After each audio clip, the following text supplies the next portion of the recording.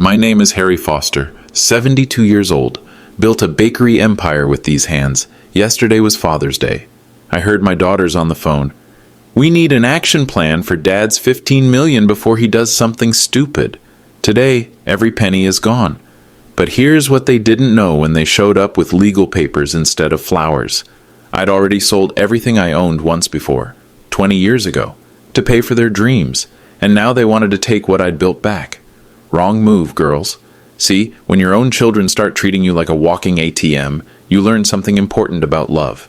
Real love doesn't come with a price tag. And fake love? Well, fake love gets exactly what it deserves. Nothing.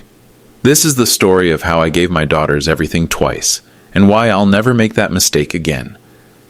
If you've ever wondered where the line is between family loyalty and self-respect, stick around. Because what happened next will change how you think about money, family, and the price of unconditional love forever. Let me paint you the picture first. Foster's Bakery wasn't just some corner shop. 4 generations of Foster men had worked those ovens. My great-grandfather started it in 1923. My grandfather expanded it through the Depression. My father turned it into the heart of Millbrook. And me? I was there every morning at 4 a.m. for 40 years straight. Never missed a day. Not when Patricia was born. Not when Jennifer had her appendix out. Not even when my wife Sarah was dying in the hospital. Because that's what Foster men did. We provided. The bakery sat on Main Street, right across from the old courthouse. Red brick building with white trim. Had our name painted on the window in gold letters. Foster's Bakery, Esta 1923. Sarah used to say you could smell our cinnamon rolls 3 blocks away. She was right. By the 1990s, we were pulling in good money. Real good money. Not just from the storefront, but from wholesale contracts with restaurants, hotels, even the university dining halls 2 towns over. Patricia was always the ambitious one. Straight A's, debate team captain, full scholarship to state. But state wasn't enough for her. She wanted business school. An MBA from one of those fancy East Coast places. Dad, it's my ticket to the big leagues, she'd say. Jennifer was different, quieter, more practical. She wanted to buy a house right after college. Get my foot on the property ladder early, she'd explain. Build equity instead of throwing money away on rent.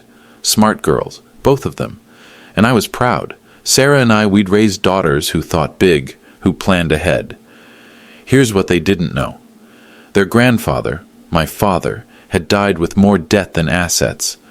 Left me the bakery, sure, but also a mountain of equipment loans and back taxes. It took me 15 years just to get us back to zero. So when Patricia came to me in 2003 needing money for business school, and Jennifer needed her down payment in 2004, well, let's just say the timing was interesting. Don't worry about it, sweetheart, I'd told each of them. Your grandfather left some money. He'd want you to have opportunities.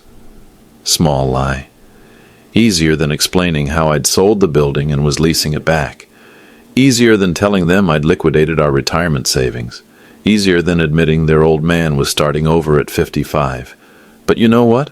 Watching Patricia walk across that graduation stage with her MBA, seeing Jennifer get the keys to her first house, worth every penny, worth every 4 a.m. wake-up call for the next 20 years, worth every ache in these old bones.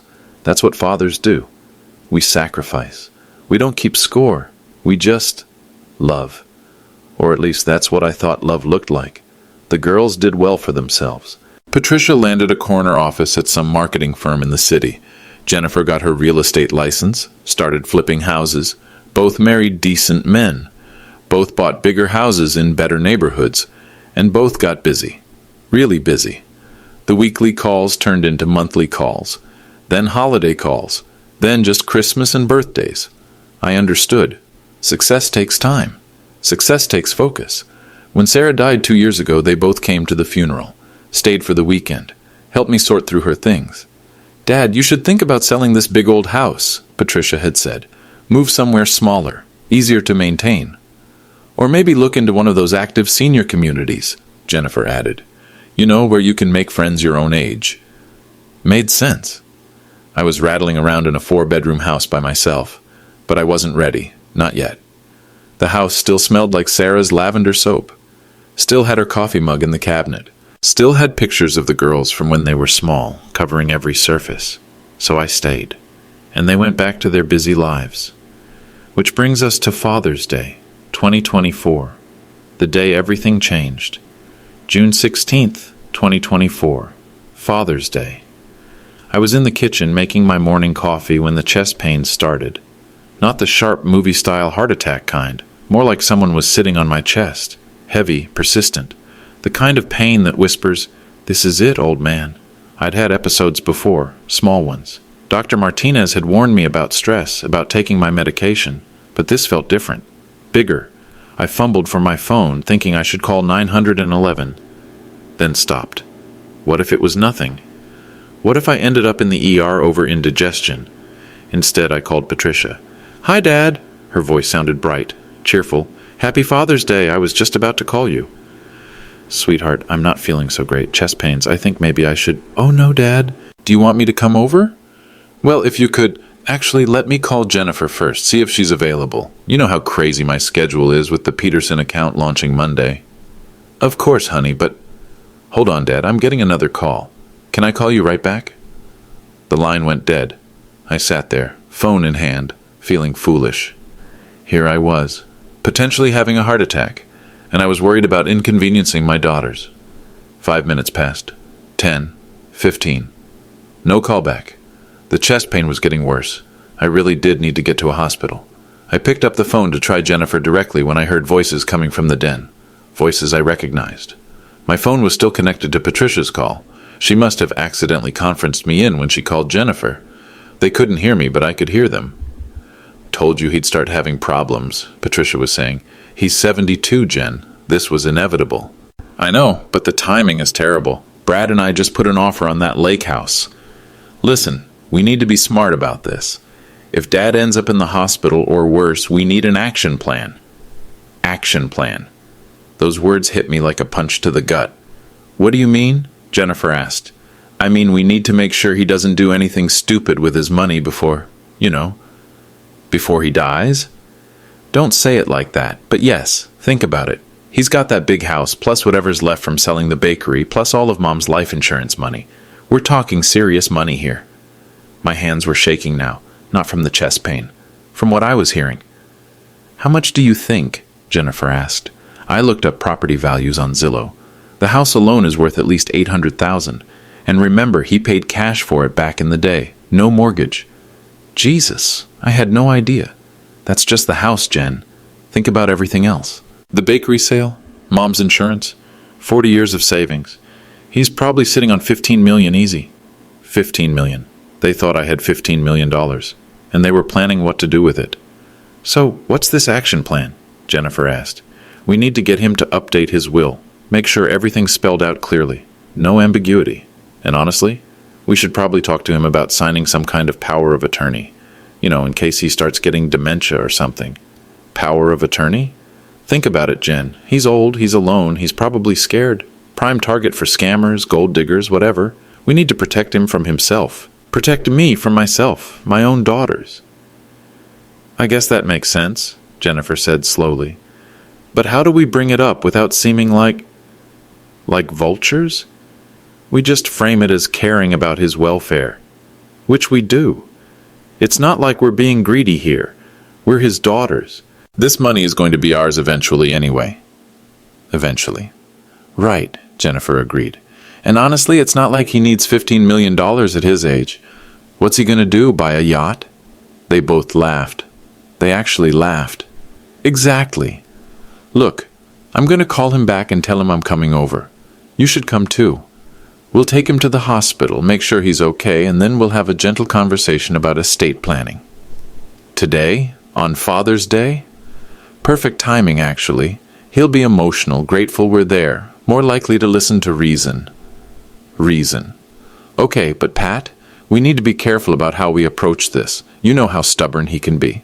Leave it to me. I handle millionaire clients all day long. I know how to have these conversations. Millionaire clients, that's what I was to them. A client. Should we bring anything? Flowers? A card? Actually, Jen, maybe skip the flowers. Bring those power of attorney forms we looked at last month. And the contact info for that estate planning attorney. What was his name? Whitmore? Whitman. Richard Whitman. Right. Bring his card. If Dad's having health scares, we need to move fast. Move fast. The chest pain was gone now. Completely gone. Funny how shock can cure a heart attack. But it had been replaced by something worse. A different kind of pain. The kind that starts in your chest and spreads everywhere. The kind that comes from realizing your own children see you as nothing more than a walking inheritance. Okay, Patricia continued. I'll be there in an hour. You? Same. And Pat? Maybe we should get him to sign something today. You know, while he's feeling vulnerable. While I'm feeling vulnerable. Good thinking. Bring a notary app on your phone just in case. The line went dead. I sat in my kitchen, staring at my phone. My daughters weren't coming to take care of me. They were coming to take care of my money. I need to tell you something about that $15 million. They were right about the amount, almost exactly right, but they were wrong about everything else. See, my daughters thought their grandfather, my father, had left me money. That's the story I'd told them. That's the story I'd been telling myself I'd tell them someday when the time was right. But there never seemed to be a right time to explain how their college educations had actually been paid for. Let me take you back to 2003. Patricia was finishing her undergraduate degree, talking about business school. The application alone cost $300. Then there were the GMAT prep courses, the campus visits, the application fees for 8 different schools. Small money compared to what came next. Dad, I got in, she'd called me, breathless with excitement. Harvard, Wharton, and Stanford all said yes. I was so proud I couldn't speak. The only thing is, she continued, it's expensive, really expensive, like $280,000 for the 2-year program at Harvard. $280,000. I made coffee and did the math. Foster's Bakery was profitable, sure, but that kind of money? That was more than I'd saved in 20 years. Don't worry about it, sweetheart, I heard myself saying. Your grandfather set aside money for your education. He always said he wanted his granddaughters to have opportunities he never had. The lie came so easily. That night I couldn't sleep. Sarah kept asking what was wrong. How are we going to pay for this? I finally asked. We'll figure it out, she said. We always do. But there was only one way to figure it out. The bakery building itself was worth $420,000. We owned it free and clear, so I sold it. To be precise, I sold it to a development company called Millbrook Properties for $420,000 cash, then immediately signed a leaseback agreement to rent the same space for the next 20 years. Essentially, I'd traded my building for the money to send Patricia to business school, but I didn't tell her that. I told her grandfather had left education money, made her promise not to tell Jennifer because your sister will get her share when the time comes. Patricia graduated summa cum laude, landed a job at Peterson & Associates making 6 figures right out of school. She sent me a picture of herself on graduation day holding her diploma, worth every penny. Then, 1 year later, Jennifer came to me. Dad, I found the perfect house. It's a fixer-upper in Riverside Heights, but the bones are good. I can get it for $320, put $60,000 into renovations, and flip it for $500 easy. Sounds like a solid plan, honey. The only problem is the down payment. I need $64,000 and my savings account has exactly $12,000.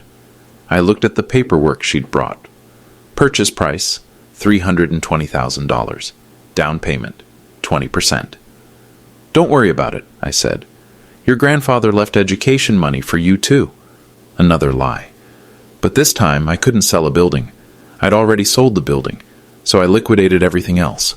Our retirement account, $43,000. Gone. Sarah's jewelry collection inherited from her mother, $12,000. Gone.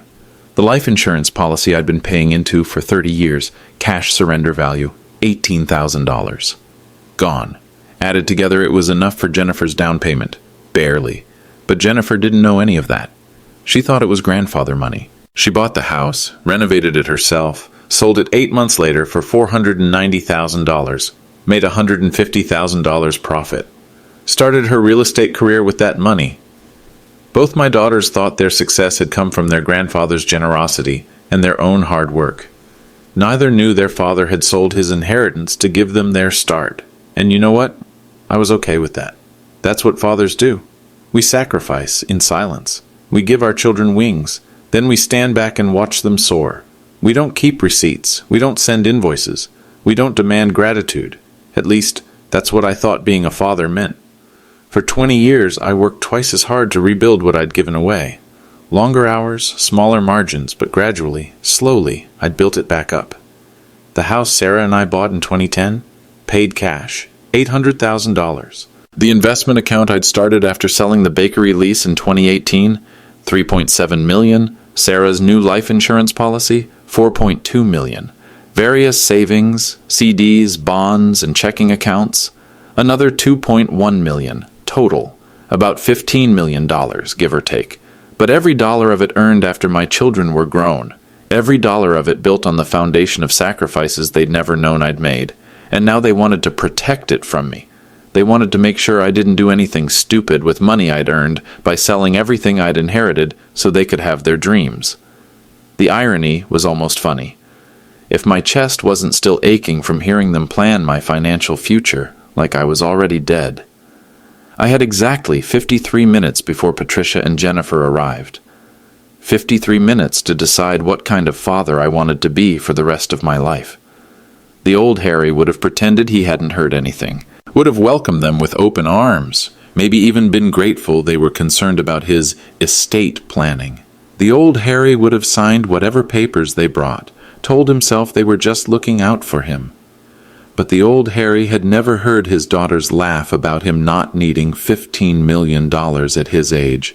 The old Harry had never been called a millionaire client by his own child. I sat at my kitchen table, the same table where Sarah and I had planned our weekly grocery budgets for 30 years, and I made a decision. I was not going to be anyone's retirement plan, not even my own daughter's. The phone book was in the junk drawer, just like it had been for 20 years. I flipped to the yellow pages, found Attorneys, Estate Planning. Richard Whitman's ad was right there, same attorney my daughters had researched. How convenient. I called his emergency number. Mr. Whitman, this is Harry Foster. I need to see you today. Right now, actually. Mr. Foster, it's Sunday, Father's Day. Unless this is truly an emergency. It is. I need to restructure my entire estate in the next 4 hours. I'll pay whatever you charge for emergency Sunday consultation. A pause. How substantial is the estate we're discussing? $15 million, give or take. I'll meet you at my office in 30 minutes. Money talks. Even on Father's Day. I grabbed my keys, my wallet, and a folder I kept in the bedroom closet. Bank statements, investment accounts, property deeds, insurance policies, everything. The drive to Whitman's office took 12 minutes. I'd driven past his building 100 times, but never paid attention to it.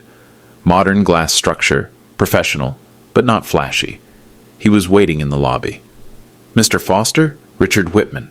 Please, come up. Whitman looked exactly like I'd expected. Mid-50s, expensive suit even on a Sunday, gold watch. The kind of lawyer who specialized in rich people's problems, which apparently I now had. So, he said, settling behind his desk, what kind of restructuring are we talking about? I took a deep breath. I want to remove my daughters as beneficiaries from everything. All of it. Estate, life insurance, bank accounts, investment portfolios, everything. His eyebrows went up. That's quite significant. May I ask why?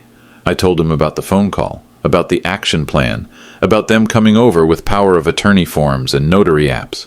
I see, he said quietly. And what would you like to do with the assets instead? I hadn't thought that far ahead. I need suggestions. For the next 20 minutes, Whitman walked me through options, private foundations, charitable trusts, educational endowments. Given your background in the bakery business, he said, might I suggest establishing a vocational training fund? Something that teaches practical skills to young people who can't afford traditional college? That felt right. Foster's Legacy Fund, I said, teaching kids how to work with their hands, baking, carpentry, plumbing, electrical work, real skills. Excellent. We can structure it as an irrevocable trust. Once established, you cannot change the beneficiaries back, even if you wanted to. Good. I don't want to be tempted to go soft. There's one more thing we should discuss, Whitman said. Your daughters will likely contest this. They may claim you were coerced, or mentally incompetent, or acting under duress. How do we prevent that? Documentation. We'll video record your statement of intent. We'll have you undergo a mental competency evaluation with a court-approved psychologist. We'll document that you're acting of your own free will, with full understanding of the consequences. How long will all this take? If we start now, we can have the basic trust documents ready by 4 o'clock. The video statement and competency evaluation can be done this week. 4 o'clock. Patricia and Jennifer would be arriving at my house around 5:30. Perfect timing. Let's do it. We spent the next 3 hours restructuring my entire financial life. Every account, every policy, every asset, all of it flowing into Foster's legacy fund. All of it removed from my daughter's future. When we finished, Whitman looked at me seriously. "Mr. Foster, I have to ask, are you certain about this? This is irreversible." I thought about Patricia laughing that I didn't need $15 million at my age. I thought about Jennifer bringing notary apps to my potential deathbed. I thought about them planning my estate while I was having chest pains. I'm certain. Then congratulations. You're no longer worth $15 million. For the first time all day, I smiled. Exactly. At 4:15 p.m., I walked back into my house as a completely different man. Legally speaking, I now owned almost nothing. The house? Transferred to Foster's legacy fund, with a life estate allowing me to live there until death. The investment accounts? All of them now belong to the fund. Sarah's life insurance money? Fund property? My checking and savings accounts? I'd kept $50,000 for living expenses. Everything else belonged to kids I'd never met. Kids who would learn to make bread and build cabinets and wire houses. Kids who would never know their education came from a father who'd been betrayed on Father's Day. But there was still work to do. I needed evidence. The phone call recording was buried somewhere in my phone's history, but I wasn't tech-savvy enough to find it. So I did something simpler. I called Patricia back. "Dad, oh my God, I'm so sorry I never called you back. Is everything okay? Are you still having chest pains?" "I'm feeling better, sweetheart. But you're right. I should probably go to the hospital, just to be safe." "Of course!" "Jennifer and I are already in the car. We'll be there in 20 minutes. "That's wonderful. I really appreciate... Actually, Dad, can I put you on speaker? Jen's here, too." "Hi, Dad!" Jennifer's voice came through. "We were so worried when Pat told me about the chest pains. This was perfect. Girls, I need to tell you something. I've been thinking about what happens if these chest pains are serious. About my finances, my estate, all of that. Dad, you don't need to worry about... No, Patricia, let me finish. I've been irresponsible. I should have planned better. What if something happens to me and you girls don't know where everything is?" A pause. Then Patricia's voice, more interested now. "What do you mean, Dad?" "Well, for instance, do you know how much money I actually have?" We never really talked about that," Jennifer said carefully. "It's more than you think. Much more. When your mother died, the life insurance alone was over $4 million. Combined with the house, the investments, everything, we're talking about $15 million, give or take." I could practically hear them salivating through the phone. That's wonderful, Dad. Really wonderful. "But here's what worries me," I continued. "What if I get dementia? What if someone tries to take advantage of me? What if I start making bad financial decisions?" "Dad, we would never let that happen," Patricia said quickly. "But how could you stop it?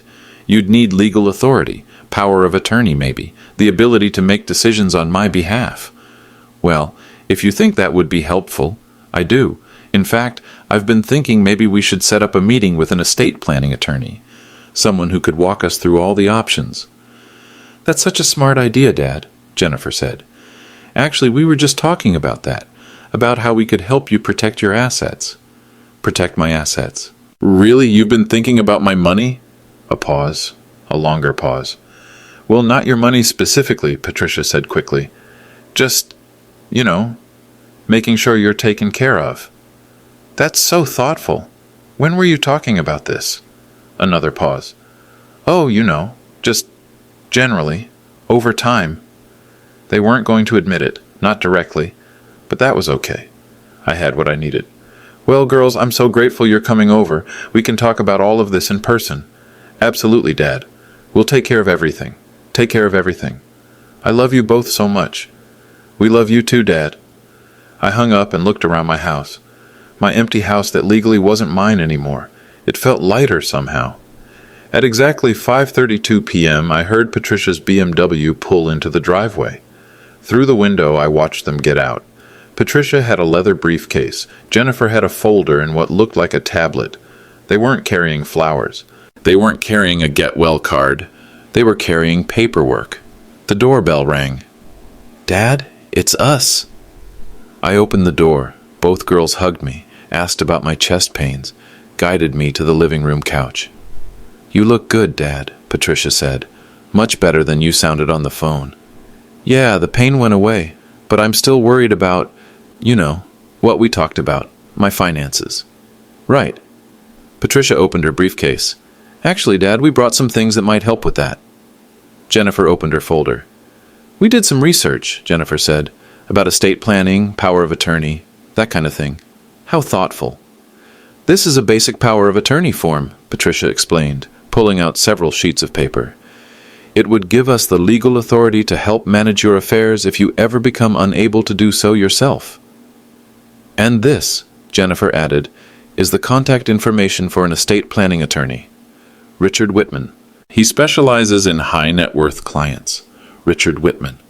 The same Richard Whitman who had spent 3 hours helping me make sure they'd inherit nothing.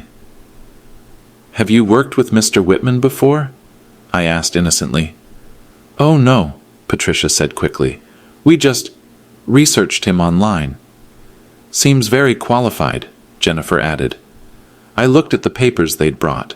Professional forms, properly formatted. This wasn't something they'd thrown together that afternoon. This was planned. "These look very thorough," I said, "almost like you've been thinking about this for a while." "Well," Patricia said, "we just want to be prepared, in case anything happens." "In case anything happens to me, you mean?" "Dad, don't say it like that." "Like what?" Like we're waiting for you to die or something." I looked at my daughters. Patricia in her expensive business suit, Jennifer with her designer handbag, both of them sitting on the edge of their seats, waiting for me to sign papers that would give them control of money they thought I had. Money they believed was rightfully theirs.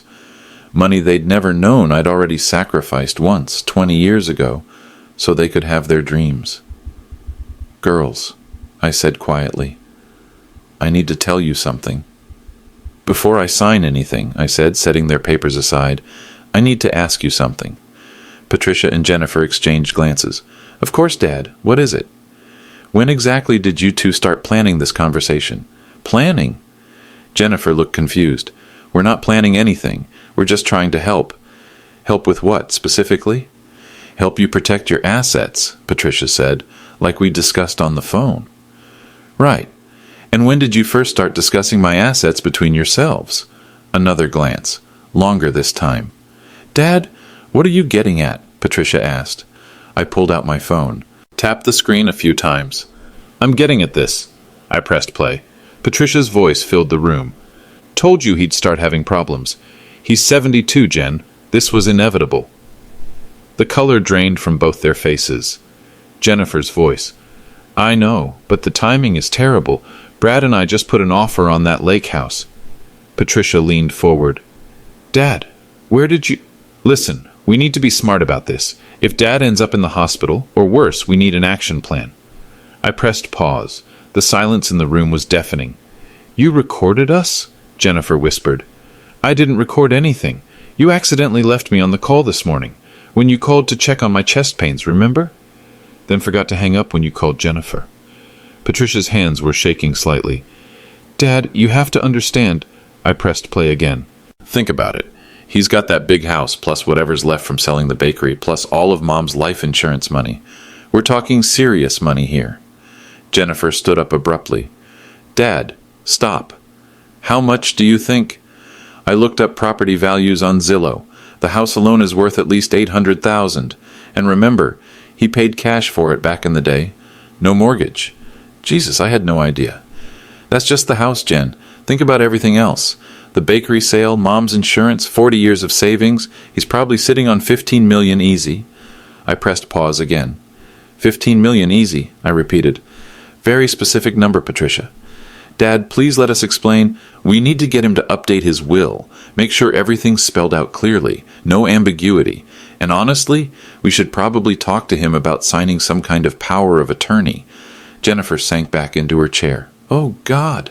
You know, in case he starts getting dementia or something. Power of attorney, I said, looking at the papers they'd brought. In case I get dementia. Patricia was crying now. Not sobbing, just tears running down her cheeks. Think about it, Jen. He's old, he's alone, he's probably scared. Prime target for scammers, gold diggers, whatever. We need to protect him from himself. Protect me from myself, I said. Dad, that's not what we meant. It's not like we're being greedy here. We're his daughters. This money is going to be ours eventually anyway. Eventually, I repeated. And honestly, it's not like he needs $15 million at his age. What's he going to do, buy a yacht? The sound of their laughter filled the room. Their laughter. At the idea of their 72-year-old father having money. I turned off the recording. So, I said quietly, here we are. Patricia wiped her eyes. Dad, I know how this sounds, but how does it sound, Patricia? Like we're terrible daughters. Like we don't care about you. Do you? Of course we do. Then explain something to me. When you heard I was having chest pains this morning, your first thought was to call Jennifer and plan an action plan for my money. That's not... We were scared, Dad. We were thinking about what would happen if I died. Don't say it like that. Like what? Like the truth. Jennifer spoke up quietly. Dad, we love you. We were just trying to be responsible. Responsible about what? About your estate. About making sure everything was handled properly. For who? A pause. For everyone. For you. For us. For you. Dad, you're our father. Of course we care about what happens to your money when you're gone. I'm not gone, Jennifer. I'm sitting right here. I know that. I just meant... You meant eventually. Another pause. Yes, she said quietly. Eventually. I looked at these two women, my daughters, the babies I'd held, the children I'd read bedtime stories to, the teenagers I'd worried about, the young adults I'd sacrificed everything to help launch into their successful lives. Let me tell you about that $15 million, I said. Patricia straightened up. Dad, you don't need to... Yes, I do. I walked to the dining room and returned with a folder. The same folder I'd taken to Whitman's office. You want to know where this money came from? Let me show you. I pulled out a document, yellowed with age, covered in official stamps. This is the deed transfer for Foster's Bakery building, dated March 15th, 2003. Sale price? $420,000. Patricia squinted at the paper. You sold the bakery building? To pay for your MBA. What do you mean? I mean your grandfather didn't leave education money, Patricia. I sold our family building, 4 generations of Foster ownership, to send you to Harvard Business School. The paper slipped from her fingers. That's impossible. You said... I lied. I pulled out another document. And this is the withdrawal slip from our retirement account, March 22nd, 2004. Full liquidation, $43,000. Plus the cash surrender value from my life insurance policy, $18,000. Plus the proceeds from selling your mother's jewelry collection, $12,000. Jennifer was staring at the papers like they might burst into flames. That's $73,000, I continued, almost enough for your down payment on the Riverside Heights house. I had to borrow the rest from the bank. Dad, stop. Your grandfather didn't leave money for you either, Jennifer. I destroyed our financial security twice to give you girls your start in life. The room was completely silent except for the tick of the grandfather clock in the corner. Every dollar of that $15 million was earned after you two were grown and gone. Every dollar was built on the foundation of everything I'd sacrificed for your futures. Patricia's voice was barely a whisper. We didn't know. You weren't supposed to know. That's what fathers do. We sacrifice in silence. We don't keep score. I gathered up the papers they'd brought. But we also don't expect our children to plan our funerals while we're still breathing. Dad, please. Let me ask you something, girls. Do you know what I did today, after I heard your little action plan conversation? They shook their heads. I went to see Richard Whitman, your estate planning attorney. Their eyes widened, and I restructured my entire estate. What do you mean? Jennifer asked. I mean, I took your advice. I made sure my money wouldn't go to the wrong people. I looked at both of them. All of it, every penny of that $15 million, now belongs to Foster's Legacy Fund, a vocational training program for kids who can't afford college. You can't do that, Patricia said. I already did. We'll contest it. We'll prove you were coerced or mentally incompetent or... With what evidence? The recording of you planning to take control of my assets? The power of attorney papers you brought to my deathbed? Patricia's mouth opened and closed like a fish. The decision is final and irrevocable, girls. Congratulations. You successfully protected my money from the wrong people. You're our father, Jennifer said, standing up. That money should be ours. And there it was. The truth, finally. Should be yours because you're my daughters, or should be yours because you earned it? Both, she said defiantly. Then you understand exactly why it's not. The silence stretched between us like a canyon. Patricia was the first to try crossing it. Dad, you're making a mistake. A huge mistake. We're your family. Are you? Of course we are. We're your daughters. Being my daughters biologically doesn't make you my family, Patricia. Family doesn't plot inheritance grabs while their father is having chest pains. Jennifer stood up, pacing now. We weren't plotting anything. We were being practical. About my death. About your future. About making sure you're taken care of. By taking control of my money. By protecting you from making bad decisions. I laughed. Couldn't help it. Bad decisions? Like what? Like giving away $15 million to strangers. You mean like I gave away everything I had to you 20 years ago? That stopped her pacing. That was different, Patricia said quietly. How? That was love. You loved us. And this isn't love? This is spite. Is it? I walked to the mantelpiece where Sarah's picture sat next to photos of the girls from their childhood. Patricia in her Little League uniform. Jennifer at her high school graduation. Let me tell you what spite would look like, I said. Spite would be calling you both and telling you never to contact me again. Spite would be selling this house and moving to Florida without leaving a forwarding address. Spite would be spending every penny on cruises and casinos just to make sure you got nothing. I turned back to them. But that's not what I did. You gave our inheritance to strangers, Jennifer said bitterly. Your inheritance?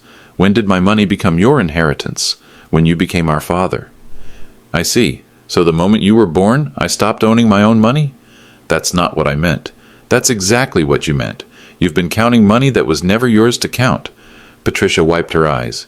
Dad, we assumed. You assumed I existed to make your lives easier. That's not love, sweetheart. That's convenience. We love you. Do you? Or do you love what I represent? What does that mean? It means when you heard I was having chest pains, your first concern wasn't my health. It was my money. When you came here today, you didn't bring flowers or soup or medicine.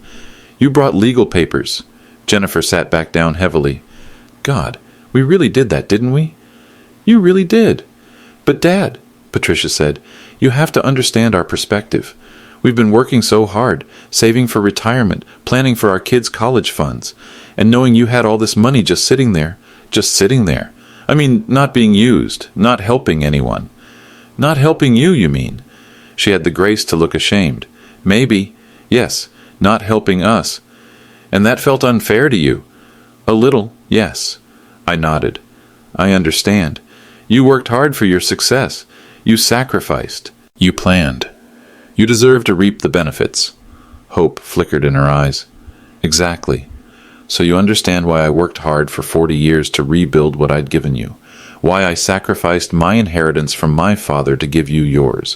Why I planned and saved and invested for decades. The hope faded. And why I deserve to decide what happens to the benefits. But we're your daughters. Yes, you are, and I loved you enough to give you everything once. But love doesn't obligate me to give you everything twice. Jennifer looked up. What if we apologize? What if we promise never to what? Never to want my money? Never to plan what you'll do with it when I'm dead? Never to see me as a walking inheritance? She didn't answer. You can't promise that, Jennifer, because it's who you've become. It's how you think of me now. That's not true. Isn't it? Tell me honestly. When was the last time you called just to talk?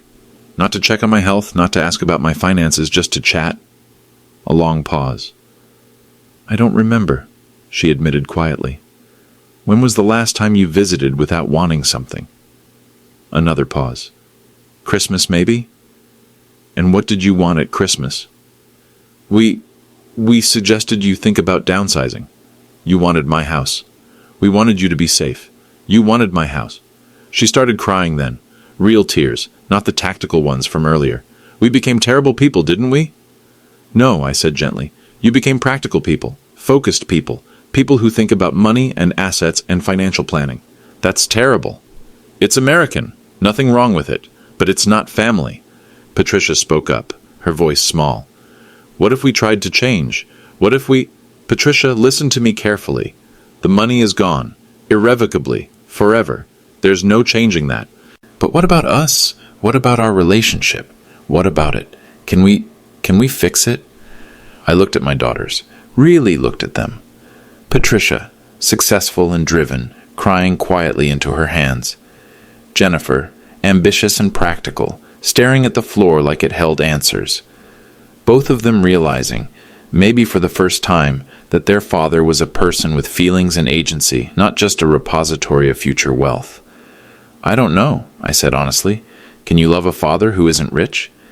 Yes, Jennifer said quickly. Can you visit a father who has nothing to leave you? Yes. Can you call a father just because you miss him, not because you're checking his mental competency?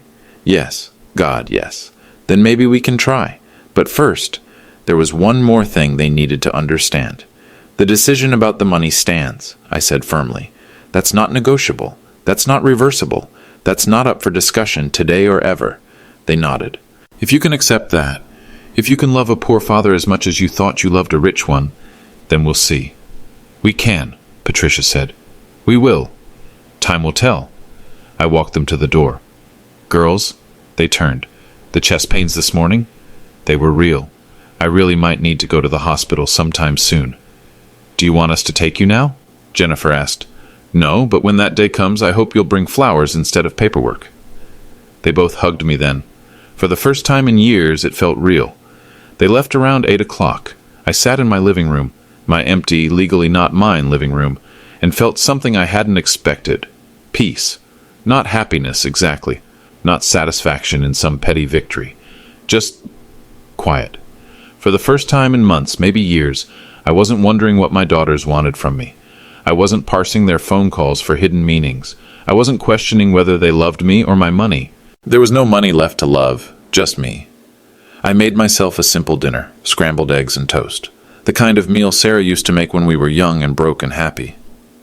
While I ate, I thought about the kids who would benefit from Foster's legacy fund, teenagers who couldn't afford college but had good hands and strong backs, kids who wanted to learn trades, start businesses, build things, kids like I'd been at 17, eager to work but needing someone to teach me how.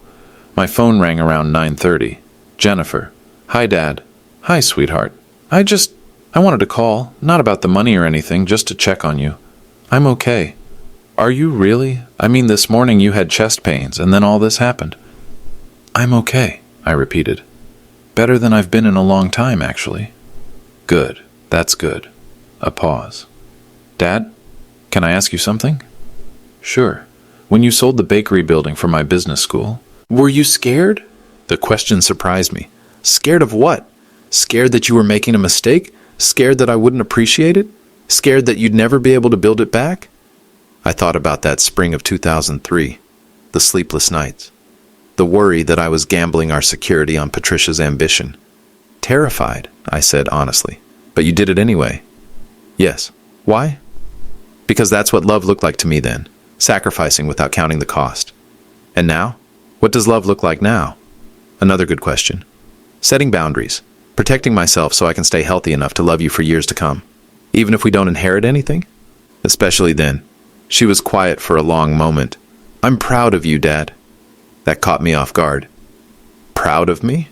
For standing up for yourself, for not letting us walk all over you, for teaching us that love isn't the same thing as giving people whatever they want. Even though it cost you $15 million? It didn't cost me $15 million, Dad. I never had $15 million. I just thought I did. Smart girl. She always had been. Jennifer? Yeah? Next time you visit, bring one of your kids. I'd like to teach them how to make cinnamon rolls. Really? Really? The recipe is written down somewhere, but it's better learned by doing. I'd love that. Emma would love that. Good. And Jennifer? Yeah. Thank you for calling, just to call. Thank you for answering. After we hung up, I sat back in my chair and closed my eyes. Tomorrow, I'd call Dr. Martinez about the chest pains, get a proper checkup. Next week, I'd start looking for a small space to rent. Maybe open a little teaching kitchen for Foster's Legacy Fund. Nothing fancy. Just a place where kids could learn to work with their hands. Maybe I'd teach Jennifer's daughter Emma how to make bread. Show her the 4-generation recipe, written in my great-grandfather's careful script. Maybe she'd be the 5th generation to carry it forward. Not as an inheritance, not as something she was owed, but as something freely given, freely received. The way love was supposed to work. I looked around the house one more time. Sarah's pictures on the mantel, the worn spots on the carpet where we'd walked the same paths for decades. Tomorrow this would all belong to kids I'd never meet. Tonight it was enough to know I'd chosen love over money, even when the money had been mine to keep. 6 months later, I'm standing in a small storefront on Elm Street, teaching a 16-year-old named Marcus how to knead dough properly. Feel that resistance? I ask, guiding his hands. That's the gluten developing. That's what gives bread its structure. Marcus nods seriously. He's one of 12 kids in our first Foster's Legacy class. Kids who aged out of foster care, kids from families where college isn't an option, kids who just want to learn how to make something with their hands. Mr. Foster? A girl named Sarah raises her flower-covered hand. How do you know when it's ready? You'll feel it, I tell her. It'll stop fighting you and start working with you. Kind of like life, I think, but don't say. The Foster's Legacy Teaching Kitchen isn't much to look at. 6 workstations, 2 ovens, industrial refrigeration, and a small storefront where we sell what the kids make. No fancy equipment, no marble countertops, but it smells like heaven, like yeast and flour and possibility. Patricia visits sometimes, usually brings her son Jake, who's 14 and surprisingly good with pastry. She doesn't ask about money anymore, doesn't suggest I'm making poor financial decisions. We talk about recipes, about Jake's school, about her work, like a father and daughter should. Jennifer comes by more often. Her daughter Emma is a natural baker, all patience and precision. She's already mastered the Foster family cinnamon roll recipe. Grandpa, she asked last week, why did great-great-grandfather start the bakery? Because people need bread, I told her. And making it well is an honest way to serve. Is that why you started this place too? Smart kid. Yes, I suppose it is. The chest pains turned out to be stress-related, not cardiac. Dr. Martinez wasn't surprised. Sometimes our hearts hurt from more than medical problems, he said when he gave me the all-clear. True enough. My heart feels lighter these days. Smaller bank account, bigger peace of mind. Turns out that's a pretty good trade. The kids keep me busy. Marcus wants to open his own bakery someday. Sarah is thinking about culinary school. A quiet boy named David has discovered he has a gift for cake decorating. They call me Mr. Foster, but I think of them as family. The kind of family that chooses each other, not the kind that expects inheritance. Sometimes people ask if I regret giving away the money. I tell them about Marcus, who was living in his car before he found us. About Sarah, who's now working part-time at a restaurant while taking business classes. About David, whose wedding cakes are already booked 3 months out. Then I ask if they think $15 million could have bought me anything better than that. They usually stop asking. Last week, Patricia called with news.